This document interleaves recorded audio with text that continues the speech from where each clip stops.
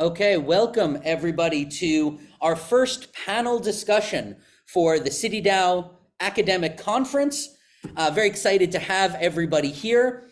The topic of this panel discussion is the Web3 college town, the future of student life in the metaverse. So what I'd like to do is introduce today's panelists, give each of them a couple of minutes to just introduce themselves, their background, what they do, and then we're going to have a discussion. And the way this will work is the panelists, I'd like it in some sense to be a little bit of a free for all. I have prompts. So I have some questions I'd like us to kind of focus our conversations on. For anybody who's not a panelist, feel free at any time to please raise your hand in Zoom. You can do it on video. It's a small enough group that I can see you. For anybody who doesn't know how to raise your hand, you go to the reaction button on the bottom, and there's a little bar that says raise hand with an icon. You just click that, and then I will do my best to call on you.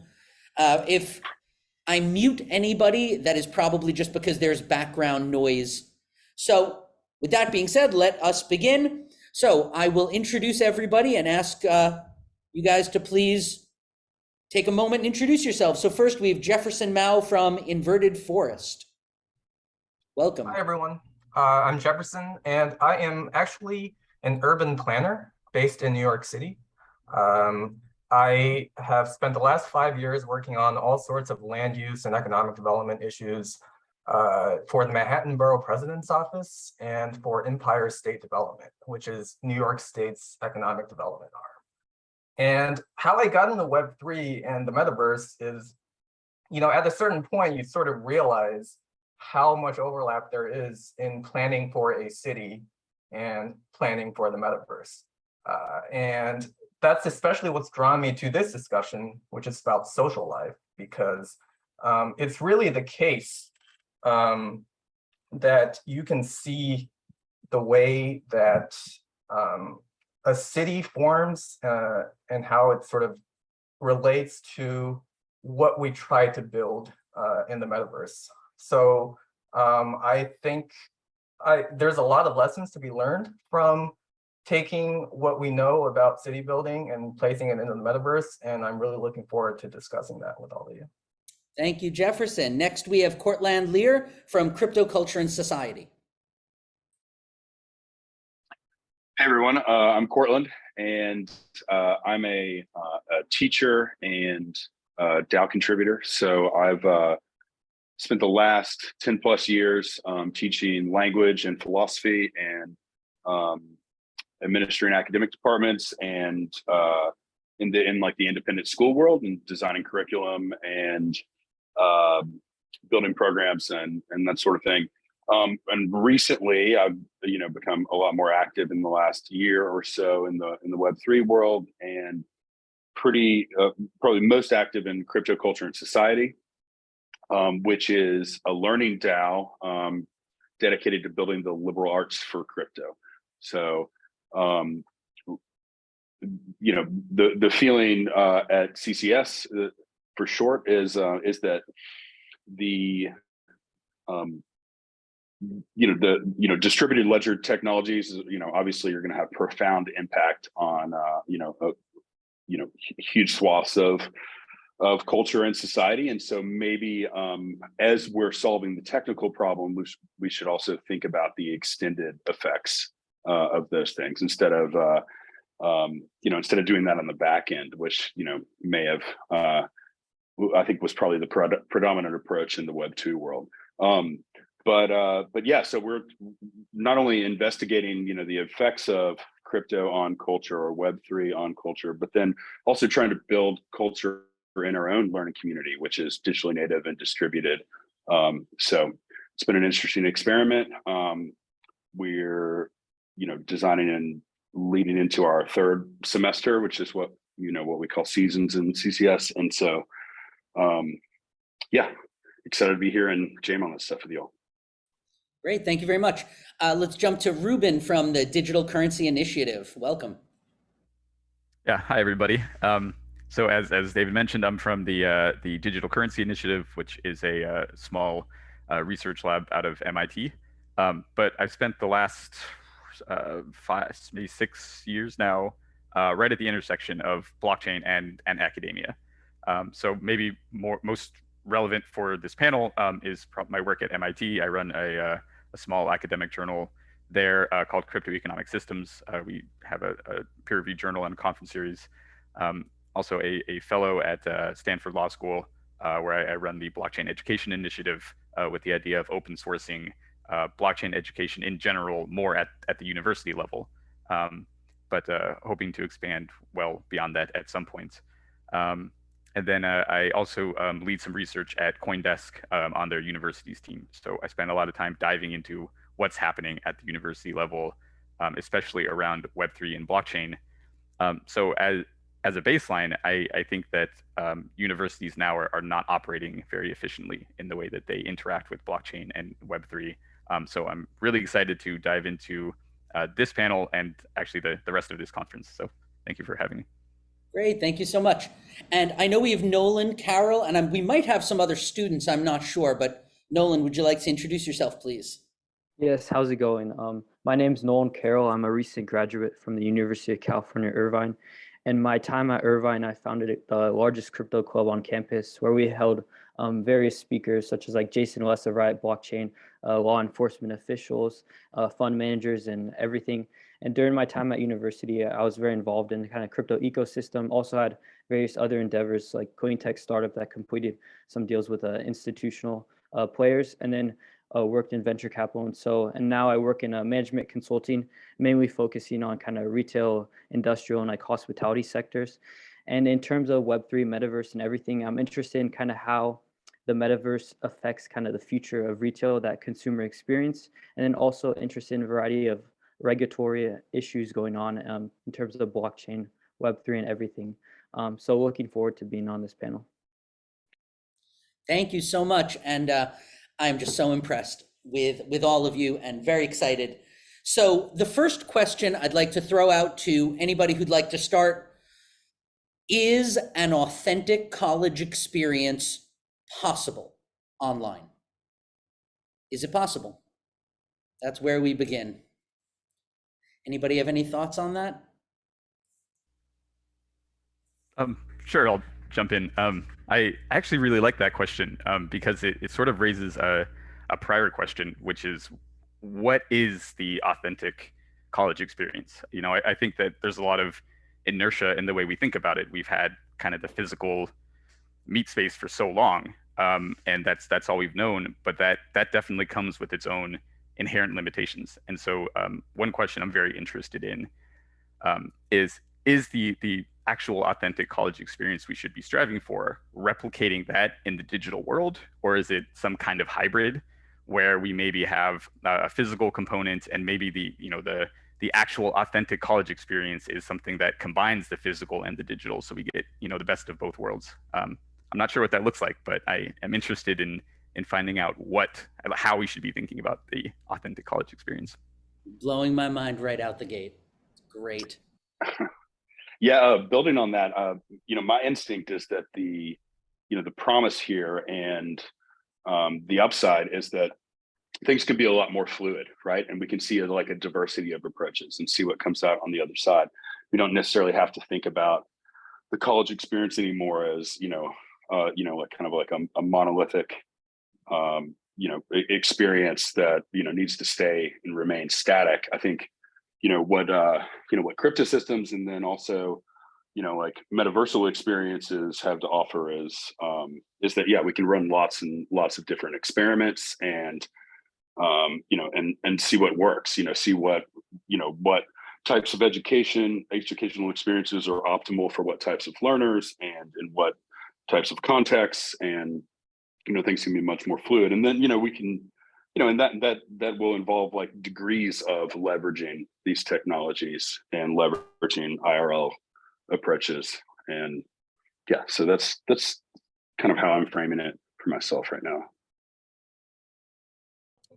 Yeah, I think especially given the focus of this discussion, it really comes down to social life, student life.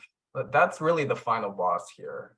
If we're going to compete with the traditional university. I think that's the sort of experience we need to replicate to some passable degree, or to improve upon. Because I feel like the actual learning, the actual, transmission of knowledge can be done in a variety of ways. It could be done better in many respects. But the idea of giving an 18-year-old the opportunity to spend 4 years on campus with thousands of other young people with minimal adult supervision, and with most of your, bodily needs taken care of by campus staff, that offers a value proposition that's hard to compete with. And when we talk about the authentic university experience, I think we're in many ways having to grapple with the idea of how to offer similar value on that front.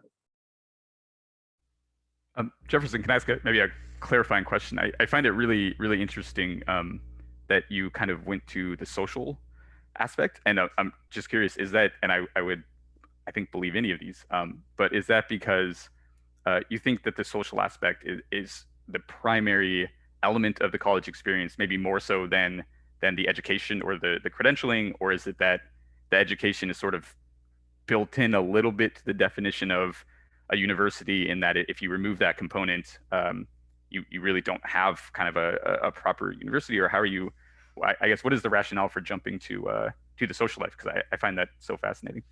Yeah, I'd also love to hear from Nolan on this, because you're close. I believe you're closer to the experience than all of us here at this point. But there's just a variety. I think we can take the recent COVID experience as like a useful thought experiment, and there's what exactly made COVID such a bad learning experience for students.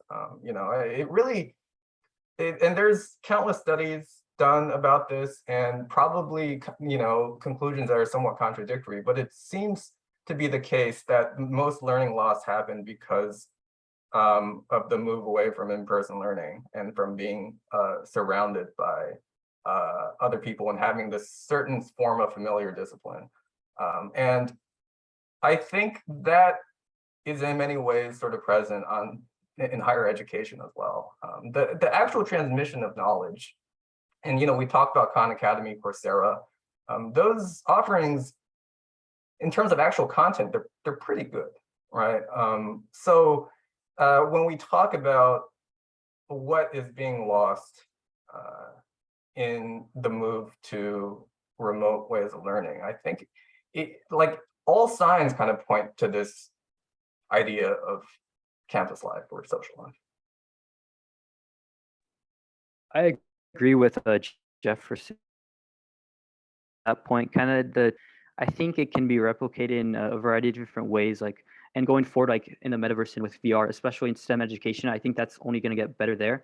But I think the one thing that's really hard to replicate in traditional college life into kind of Web3 and everything is that social life aspect. Because when you mention kind of traditional college experience, what comes to me, it wasn't exactly my experience at UCI, but what comes to me is what's happening right now, Saturdays across the country in Alabama or University of Georgia, where thousands of students are gathering, tailgating for football games, which I think it's just like something that's really hard to replicate in Web3. So I think that social life, that's kind of the barrier there. Yeah, I tend to agree, Jefferson, that the big value proposition is the culture and the social experience and the level of immersion that's occurring, right?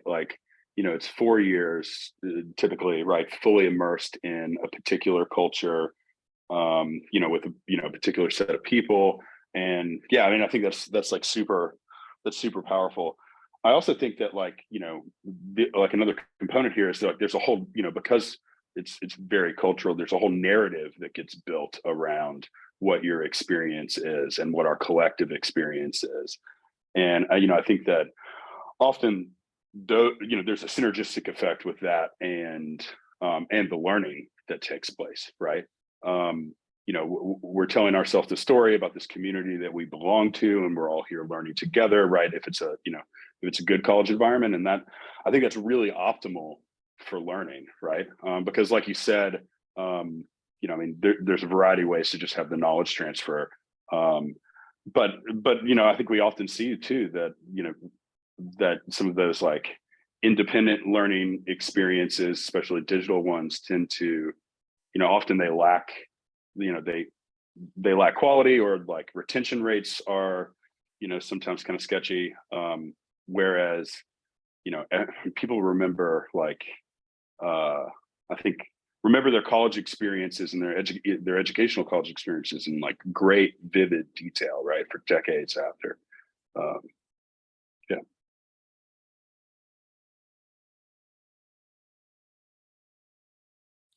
Great, very interesting. And I think these are the challenges certainly we all face. I'm just started a PhD program, and I just finished a master's program during COVID, and this was the first week of the PhD, and the environments couldn't be more different. Just the ability for me to explore. That's a big part of it. It's the ability to explore. And I think that leads us kind of to our second question, which is a word that's been thrown around recently, is the word serendipity.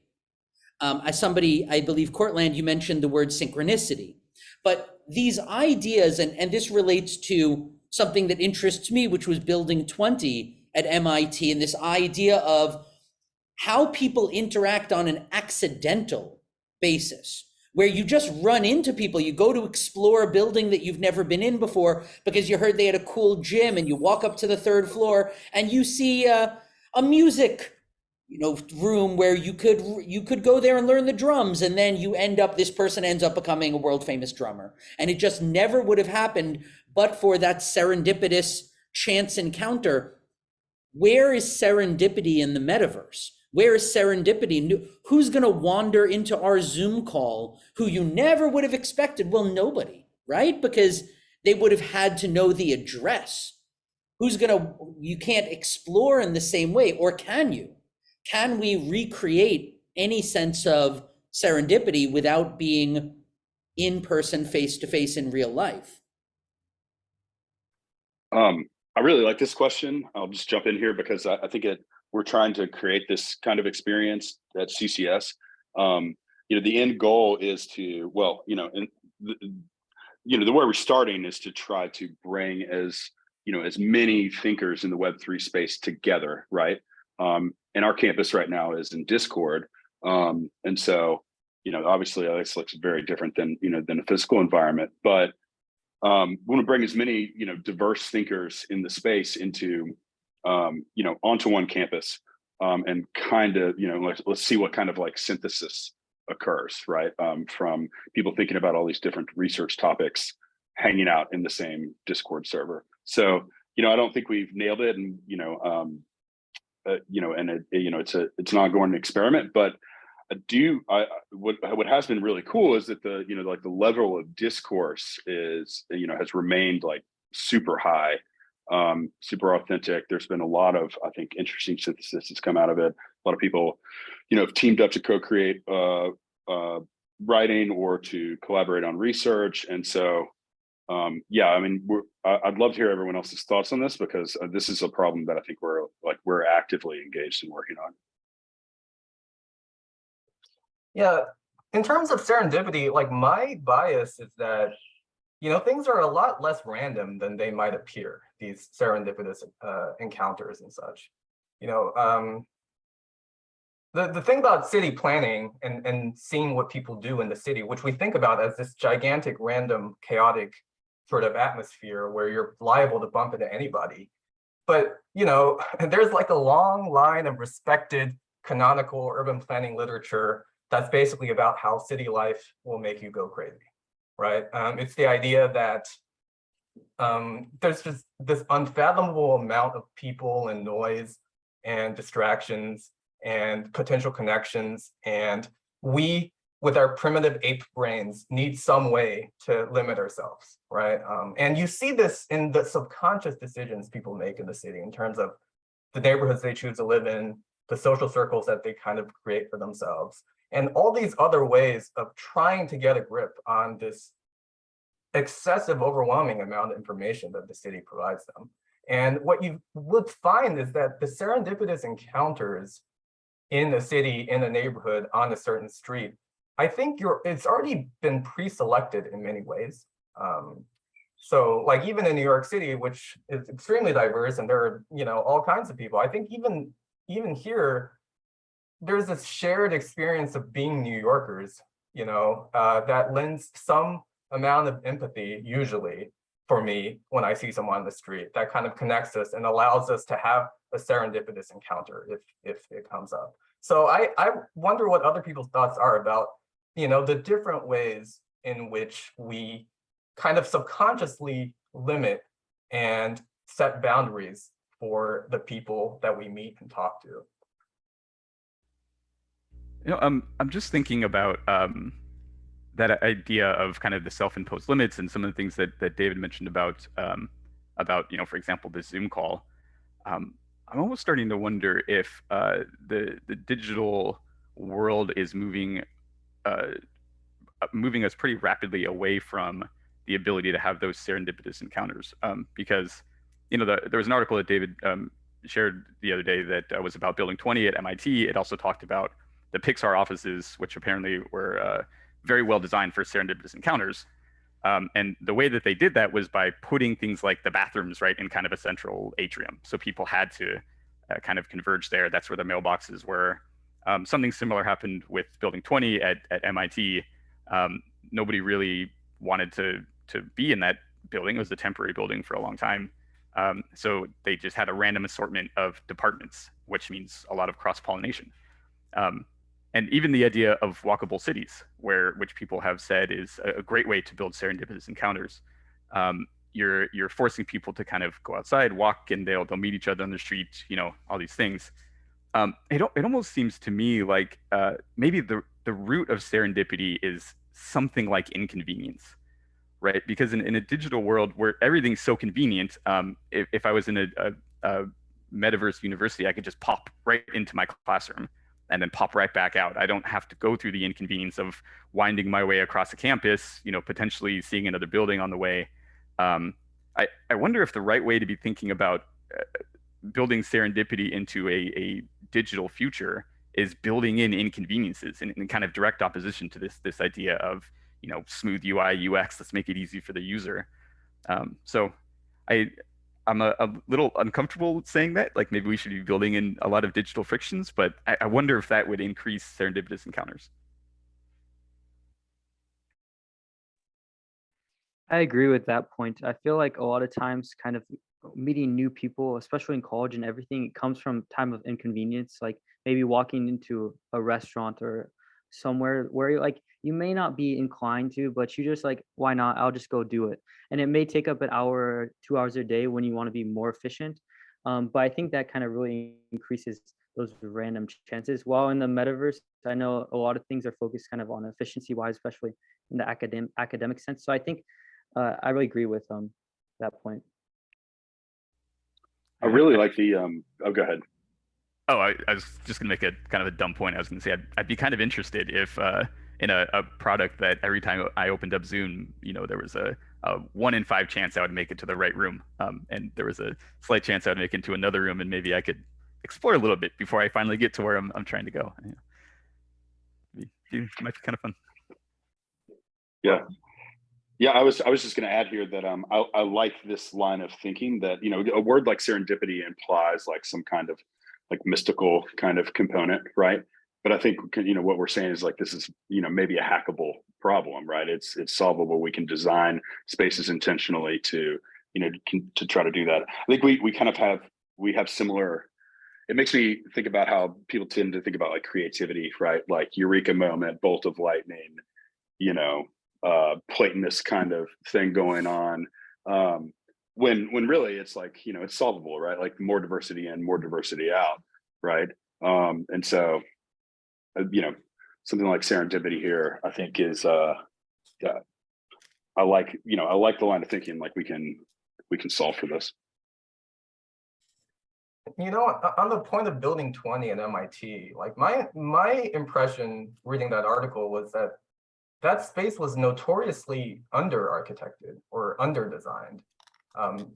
They just put up a box, kind of, right? They didn't put too much thought into the actual physical layout of it. It's more what happened within it, the mixing and the free flow of ideas. And that, you know, when I read something like that, it really makes me think that it's less about intentionally designing the space and more about intentionally designing the population.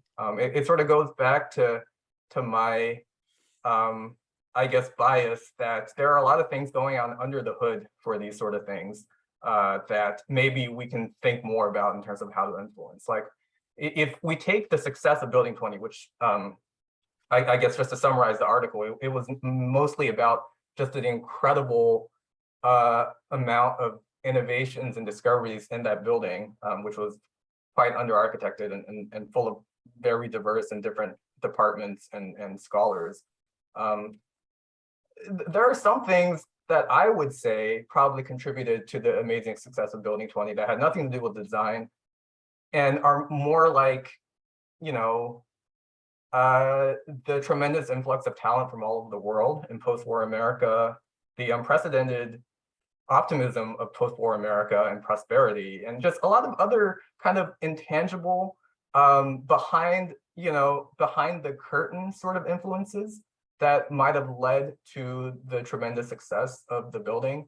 And for me, as a planner who is, you know, wary of very heavy-handed imposition of how to design something like put a bathroom there or put you know, a building there or put, you know, build a highway over these projects or something like that. I'm more interested in wondering about how you can possibly make more subtle kind of changes or subtle guidelines to, you know, the population in order to kind of get everybody on the same page as the kind of group of people that you want to be around to have these sort of encounters. This makes me think about a lot about all the incentive design experiments that are being run in Web3 right now, and you know, now how we have composable tools for this. Anybody have any thoughts on that?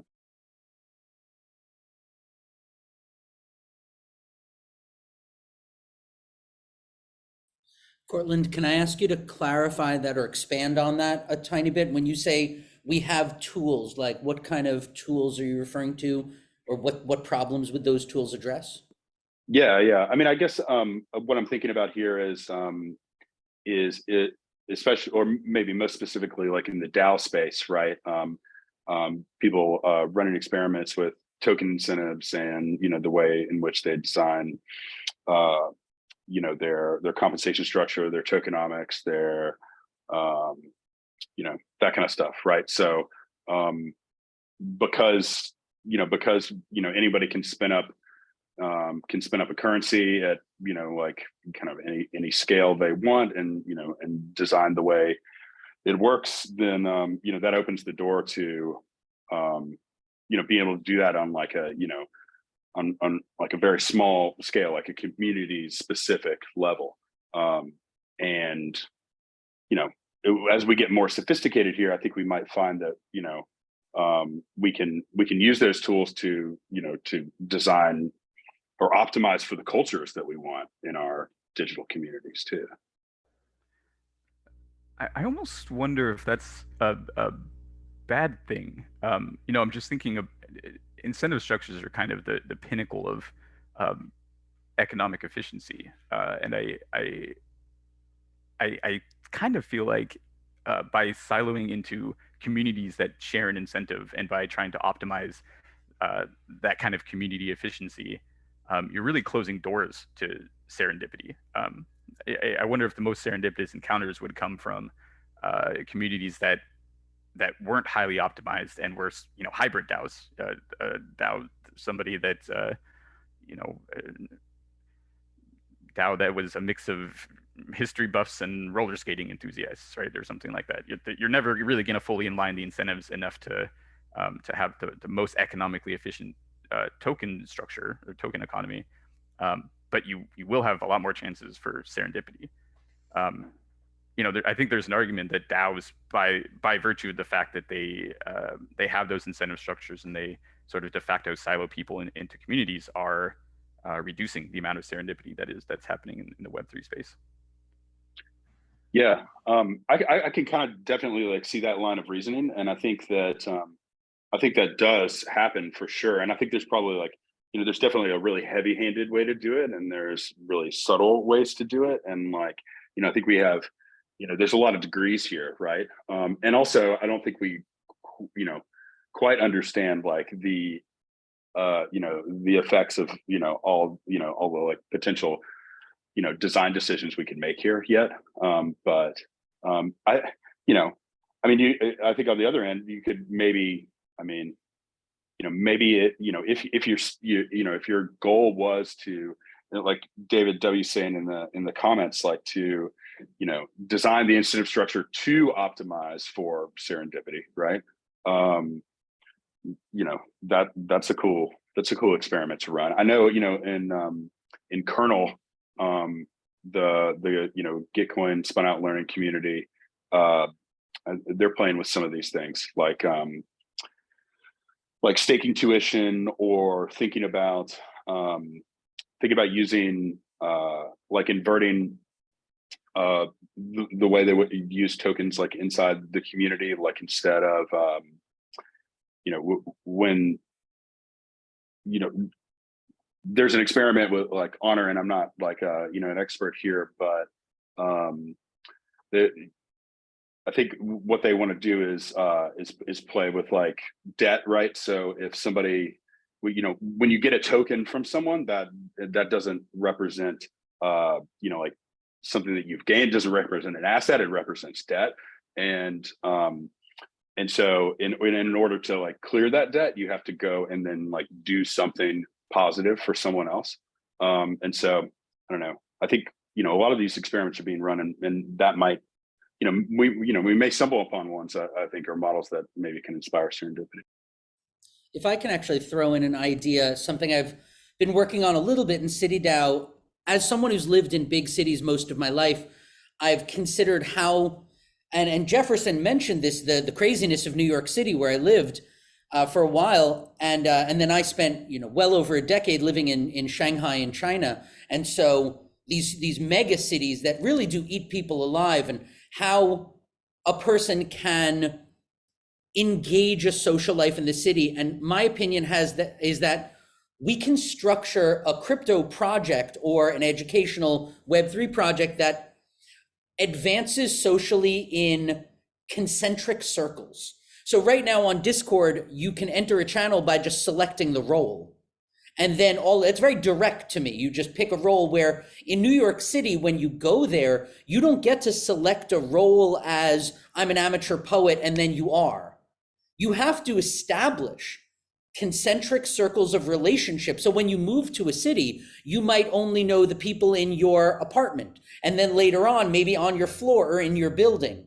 And then in the local gym that you go to, or the place you do laundry, or the supermarket, or these circles expand, and as they expand, there may be a person here and there who can bring you into other circles, each of which is expanding like drops of water in a pond. And the ability to feel like I've built a life here radiates out from having a number of different circles that you're a part of. So my thought was, what if in a Web3 university, you start out in your dorm room and you really can't level up in terms of your roles? I think of this for Discord too. You can't level up until different people have come back and reported on what they discovered in the DAO, just like you and your friends coming back to your dorm room or having dinner in the cafeteria, where you say, hey, today I visited this building and I saw this. And someone says, well, I went to the north side of campus and I found a store that sells this. And once you can share knowledge, then you could level up. I don't know how that's possible, but it seems like that's how, to me, a social experience gets built. I was curious if anybody had any thoughts on that. I'll just quickly, because I'm still thinking about like incentive design, but you could you could try to set up incentives that encourage exploration right around the digital campus. As like somebody made the comment earlier about how like, you can show up right on time for class in digital education, and then you leave right away and you go do whatever you're going to do. And that's not creating these moments where people bump into each other in the hallway or in the quad or whatever. But yeah, I mean, if you have like a metaversal campus and you want to incentivize people meeting new people or going to certain spaces, shared spaces, or exploring or whatever, that could be, interesting mechanism. I think at my time during university, I kind of met the most people through joining different clubs. So I would join one club and then be introduced to someone else in kind of a similar adjacent club, and then join that club as well. And then I feel like that expanded my social group pretty rapidly. It wasn't just kind of random encounters. It was more so I was going to more focused clubs of things I was interested in, and that made up the majority of my friend group. Nolan, did you say you were in school during part of COVID, or? Yes, part of COVID, like all of COVID, and then after for a little bit, post COVID. Did schools maintain those kind of club environments, or did they do anything to try to advance that exploration that David is talking about a little bit? Or maybe you probably just know about UCI. I'm curious to know what they did to try to keep the social life alive. During kind of COVID, so the clubs are it's kind of up to the students. Each club is very different. So you get approved by the college or the campus community, whoever oversees the clubs. And then therefore it's kind of for the students to fundraise and run those clubs. So I was on the board of various clubs like Real Estate Association, like I said, crypto, and then Entrepreneurship Society as well. And from there, it was really up to us to keep running that. And a lot of those clubs did keep running through Zoom. They had social events on Zoom, but it was kind of tougher to gather people. I noticed though there was a lot higher attendance in speaker events because Zoom and everything allowed us to get kind of top-notch speakers from across the world, while in kind of traditional university, like before COVID or post-COVID, you kind of had to focus on people in that immediate area, which is harder for especially things like blockchain and stuff when you're limited to maybe like a 50 square mile radius. So during COVID, it was maintained, but it was tough.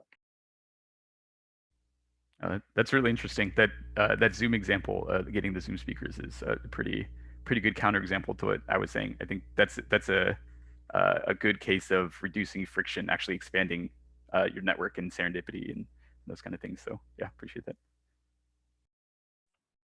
I'll just quickly add here that this has kind of been like, knowing what you're talking about, like one club leading to another club, leading to another club, right? I mean, that's been my entire experience in Web3, basically, like you tweet something and you meet somebody because they engage you in the comments, and then you learn about this community and you meet some people, you learn about another, it's like rabbit hole after rabbit hole after rabbit hole. And, like along the way, you're kind of like building your tribe. And so that's not formal, and that's spread over like lots of different platforms and all that. But it's just interesting because I mean, at least that's definitely been my experience on my Web3 journey. Yeah. I've kind of maybe a broad question for the rest of the panel. I saw something the other day, and gosh, I'm pretty sure it was on Twitter, and I really wish that I could properly attribute it. But this is at least not my thought. So somebody out there was smarter and more observant than I was. But somebody pointed out that we're trying to do this thing in the metaverse where we're trying to make it very synchronous. But realistically, all of the platforms right now that are really succeeding, which arguably is an indication of what it is that people want, are highly asynchronous, right? So like your Twitters, Instagram, even things like Discord have the option to be highly asynchronous. I wonder if there's a place for that in the metaverse, where it's not a matter of going in and meeting somebody face to face in a digital space and having a conversation, but some way to make these experiences more asynchronous, so that you can interact with people, a couple hours later. You don't necessarily need to be in the same place at the same time, and maybe that is a way that we could enhance things like, or increase things like serendipitous encounters. If you could sort of serendipitously run across somebody a couple hours after they were in a digital space and still make that connection and still have that cross-pollination. So I found that really interesting. Thought I would toss it out to the rest of the panel to see what they think about the role of asynchrony in the metaverse. Yeah, I'll just say I think it's really cool to think about, like, when you come to a digital space, you leave behind all these artifacts, right? And it's and so yeah, that may increase the chances of serendipity, because it's not just you bumped into somebody in the quad or whatever, right? It's like, yeah, somebody can come later and see it and then engage you, in the async way. So yeah, I love that. Yeah, I think that's just a great area to explore, because we've just not had that opportunity to think about asynchrony in a lot of the traditional spheres in which planning happens. So I think that's like, we kind of have to see what people can come up with there, because there's not a lot already existing that we can point to.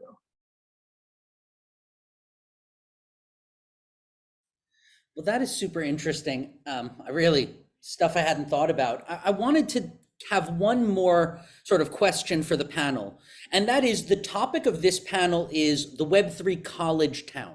And right now we've been very focused on the student experience, the vibrant student life.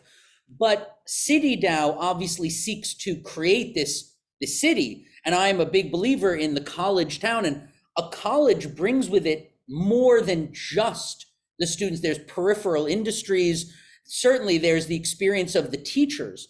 And as somebody who, along with many of the people on the panel, have taught during COVID, and I've been a student as well during COVID, I've seen what I feel is a lack of motivation from the teachers, a sense that this isn't fun anymore, to just show up to a screen that's a black mirror. And some of that joy of teaching. Just yesterday, I was back in the classroom for the first time in 3 years, and that energy and how that impacted me, and that leads me to impact it, and this cycle, how do we bring that back as well? I mean, just Khan Academy is a good example. If I leave an asynchronous video and I made the video and I'm done, energetically, I don't know that satisfies me as an educator. What do you think of the other elements of a college town that exist, the apartments that students have to hunt for, the peripheral industries like restaurants, all the things that create a town that aren't just students meeting students and tailgating and dating and having a good time? Curious if people had any thoughts on that.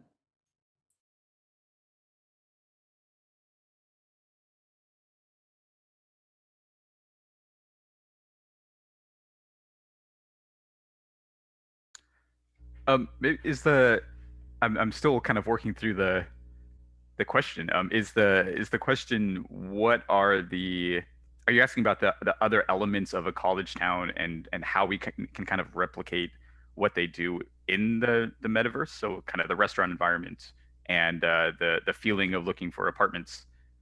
Yeah, maybe I'm not quite understanding what the. Sure. So at the beginning of the panel, we were talking about maybe we don't want to replicate the authentic traditional college experience. Maybe that concept of student life and authentic is something that's more of an emergent property. And now we've spent the sort of middle part of this talking about how would we recreate or create the serendipity of student life.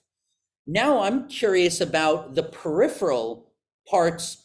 How do we, if we're not trying to recreate, instead we're looking at emergent properties, redefining what makes it exciting to be a teacher. I mean, if you have a Web3 university, you could have online restaurants, you could have different sort of industries, businesses that open up in the same locale, so to speak, and that seek to serve the student population while they're not going to be IRL. Can we also rethink the other elements of a college town or the teachers at the school and consider what that experience might look like for a Web3 university? I know maybe I'm phrasing this weirdly. I'm trying to envision not just the student experience, but the college town, which includes the teaching experience. I know, for example, I went to law school at University of Hawaii. The kind of teacher who wanted to go live in Hawaii is very different than the kind of teacher that's drawn to live in Chicago. But with Web3, what's the difference? What's the college town difference? My instinct is that this is also kind of an emergent thing, and that, like, you start with culture, right? There's a learning community, and that develops a certain culture, which informs the instruction, informs how the design evolves, and then I feel like the peripherals come down the line from that, like as an extension of that, maybe as an organic feature. Trying to design all that from the beginning or the ground up feels like risky, and I can imagine that kind of thing leading to a ghost town if you don't first have that cultural piece first, right? People wanting to spend time in those spaces, and the spaces that develop having been developed because that's what the community wants. Yeah, in terms of that culture, I guess I do tend to think that a Web3 university would have to be a bit more prescriptive and intentional about defining what that culture is relative to a traditional university. Just because, there isn't that natural distinction between University of Hawaii versus University of Chicago or something like that. You're going to have to make it somewhat more explicit in order to kind of create any sort of coherent culture. And I think that's true in general of all kinds of Web3 universities. I think they would have to have the confidence and courage to define themselves a bit more than just anybody can study anything at our university. Because I think it needs a little bit more for people to hang their hats on.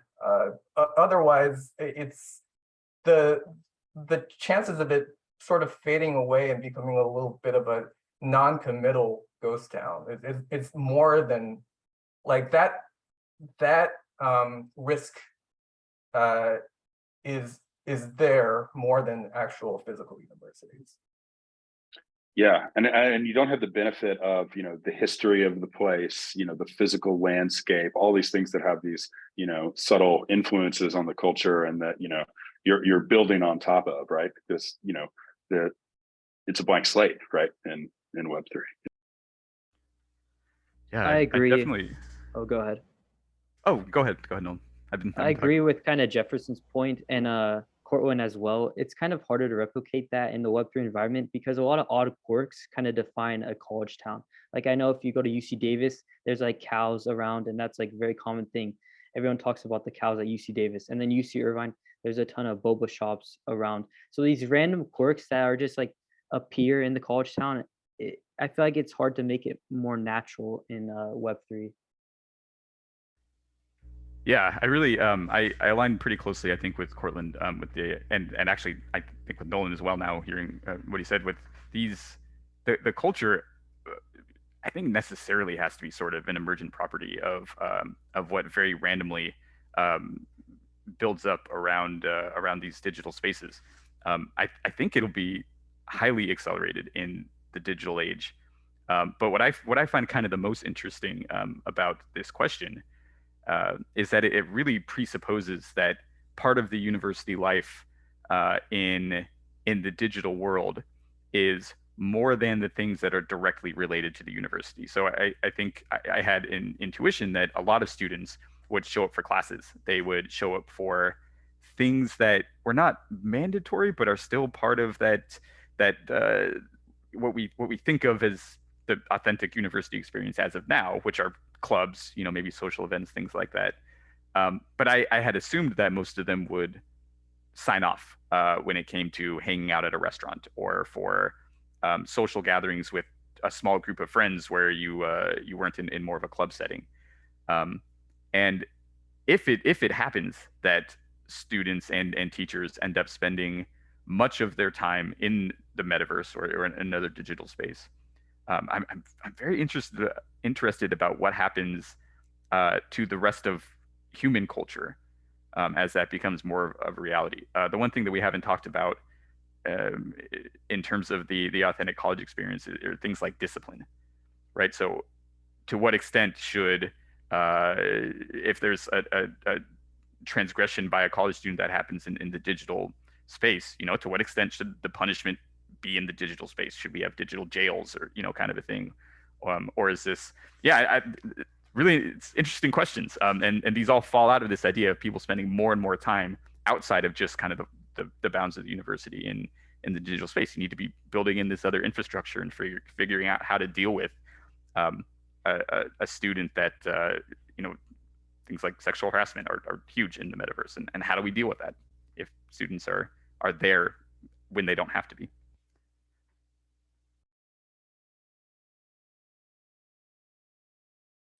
Well, this has all been super interesting. We just have a few minutes left. So first, I want to thank all the panelists. It's been a great pleasure. And then maybe we can just go down and see if everybody has like a one concluding remark. And then we'll break for today and we'll go on to GatherTown. So we'll start. Jefferson, any concluding thoughts? I will say that this problem of trying to come up with an ideal student life or social life of the university, it has ramifications beyond the university. Like the story of urban planning over the past 30 years or so is probably just the revitalization of downtowns and this idea that these cities have become reinvigorated by the influx of young, talented knowledge economy workers, right? And for a while there, like every small town with anything resembling a main street was trying to put in like a coffee shop to try to attract creative workers or something like that. But it really does happen in New York, and that really is what's driving, the economy of cities over the past few years. And you see how a lot of these young knowledge economy workers who are most of the time straight out of college are trying to recreate their college social life in the city. And they're just trying to replicate that. And it comes with all the usual problems as well of the current college social life. Like one of the main things is the cost. The cost is, we know college is expensive and everybody has loans, but even a loan is, it's easier to ignore than paying $2,500 for your one-bedroom apartment every month, right? Like the cost of college is somewhat hidden by the millions and billions of dollars of student loans that's necessary to prop up this sort of social life that college students enjoy. And in the real world, in cities, you don't have that sort of bubble anymore, and you sort of see the bare effects of that kind of economics in terms of inequality of housing, in terms of inequality of different neighborhoods, and the kind of bifurcation of what certain people do in a city versus other people. So it's not just a problem to solve for the university, but I think it extends wherever people try to have a social life. Wow, that's very powerful. Cortland, any final remarks? Yeah, a couple other things that I'm interested in around these questions is like, one is, and I'm kind of inspired by what Jefferson was just saying, but one is I think we're still going to want physical spaces to gather, and it will probably make sense for people in a metaversal or a Web3 university to want to gather together in physical spaces. And so I'm interested in how, as these learning experiences develop online, how that then might inform, creating physical spaces that are optimized for, the kind of learning that, people are now doing online. So, because like we talked about in the beginning, I think, there's going to be, we're going to see a lot of experiments, but I think we're going to have a blending of things, right? Like the real world's not going away, right? And so I'm interested in the interplay here, and how a metaversal learning or Web3 learning might then inform the spaces that we design in the physical world. That could be cool. The other thing I'm really interested in is what's the infrastructure going to look like that underpins like education in Web3, right? What kinds of protocols are we going to build to power this stuff?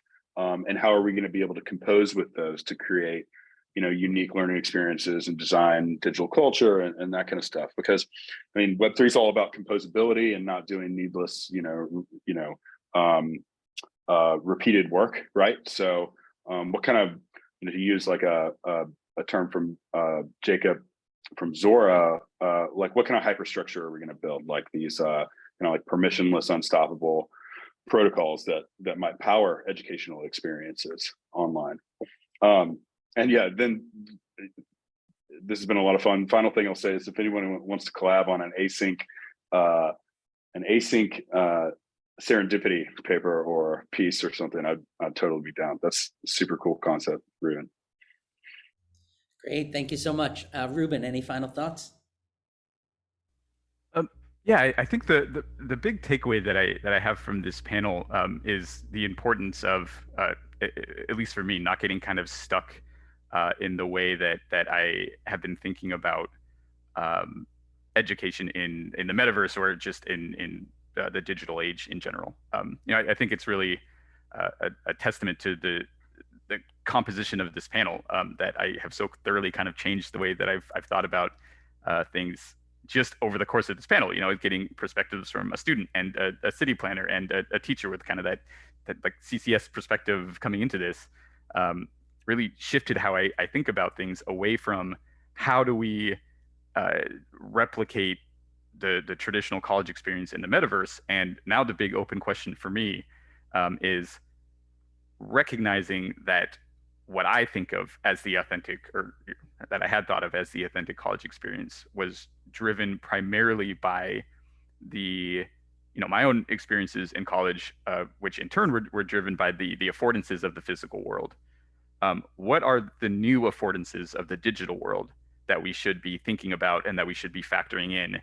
The things that we just can't do in the physical space. And I don't know what those are yet, but I have a strong suspicion that those are going to be the things that really determine culture in a metaverse type of university. So I'm really interested in just sitting down and trying to figure out what these new digital affordances are.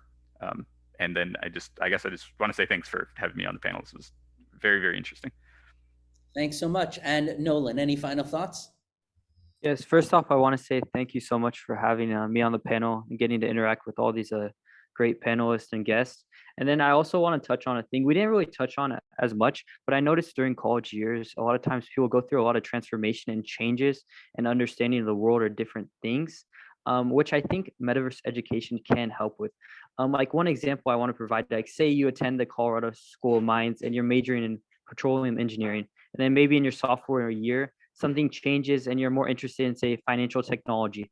It'd be much harder to connect with people at Colorado School of Mines. In fintech, there's probably not many people interested in that. But in kind of a metaverse learning environment, I feel like that connection and transferring to like different clubs or different majors, it makes things much more seamless. But thank you again. And then if you want to connect with me, I'll put kind of my links down below. Thanks so much. I think that's actually really kind of a beautiful note to end on, which we didn't discuss, which is personal transformation. The 4 years of college life, it's not about classes only. It's not about social life only. Fundamentally, it's about ourselves and how we see ourselves, how we see the world. And ultimately in the metaverse and in Web3, can we help people to better understand themselves as they become growing, thinking, contributing human beings? Thank you very much to all the panelists. It's been a great pleasure. We will now break for our Gather Town meeting. I see Scott has posted the link, so everybody feel free to join. We will return to the same Zoom channel at 2 o'clock EST, where we will have our second panel, which will be on decentralized science. So thank you very much, everybody, and have a wonderful weekend.